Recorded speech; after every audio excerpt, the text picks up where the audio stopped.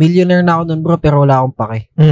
Kasi focus ako sa passion. Negosyo ka lang, negosyo. Focus ako dun sa craft na makapagluto ng masasarap na chips. And maayos ko yung system ng buong operations dun sa company, dun sa plant, sa backyard factory. Nung kumikita ka na bro, na boss ng mga milyon-milyon, bakit hindi ka naging kagaya nung iba na lustay, maybe flex, travel, ubo sa luho, pero nagstay pa rin yung yung grit mo dito sa passion mo na to?